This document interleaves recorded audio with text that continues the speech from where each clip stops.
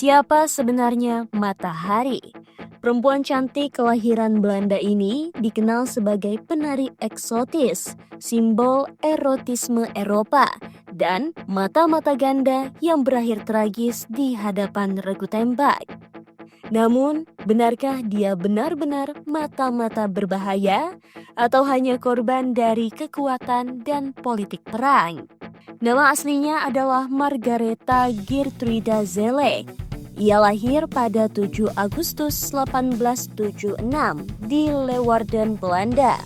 Ayahnya seorang pembuat topi kaya, tapi hidup Margaretha berubah total setelah orang tuanya bercerai dan ibunya meninggal saat ia masih remaja.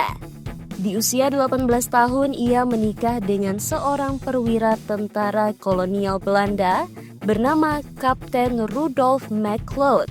Tahun 1897 hingga 1902, pasangan ini tinggal di Pulau Jawa dan Sumatera yang saat itu masih menjadi bagian dari Hindia Belanda. Disinilah Margaretha mengenal budaya timur. Ia mulai tertarik dengan seni tari dan bahasa lokal. Bahkan kelak ia memakai nama Matahari yang dalam bahasa Melayu berarti matahari.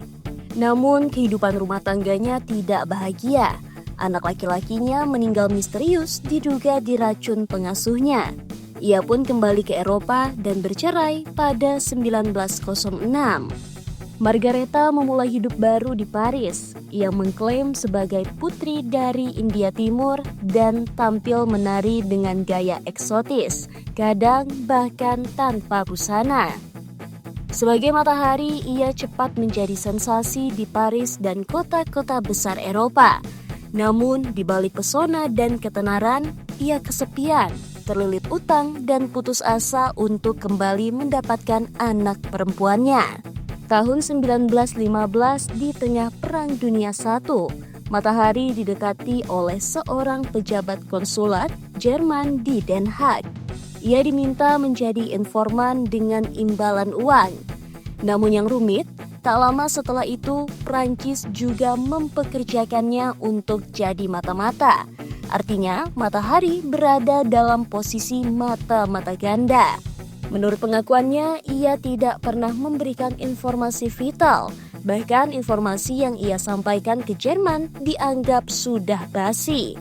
Tapi perang tidak mengenal belas kasihan. Pada Februari 1917, Matahari ditangkap oleh intelijen Prancis. Ia dituduh menjadi agen Jerman dan disalahkan atas kematian lebih dari 50.000 tentara Prancis, meski tanpa bukti konkret. Pengadilan militer Prancis menjatuhkan hukuman mati. Pada 15 Oktober 1917, ia dieksekusi oleh regu tembak di Vincennes, Paris. Kisah tragisnya pun berakhir atau justru baru dimulai. Selama beberapa dekade dunia percaya Matahari adalah pengkhianat.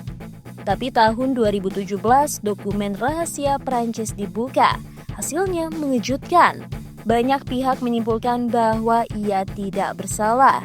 Ia mungkin hanya wanita naif, kesepian, dan dimanfaatkan, lalu dijadikan kambing hitam oleh militer Prancis yang butuh sosok untuk disalahkan atas kekalahan mereka. Bahkan pemerintah Jerman pada 1930 menyatakan bahwa Matahari tidak pernah memberikan informasi strategis. Matahari tetap hidup dalam mitos dan legenda. Ia menjadi inspirasi untuk novel The Spy, karya Paulo Coelho, buku Namaku Matahari, karya Remy Silado, film-film Hollywood dan Eropa, dan kisah-kisah fiksi spionase hingga hari ini. Mungkin karena kisahnya adalah gabungan sempurna antara cinta, pengkhianatan, misteri, dan kekuasaan.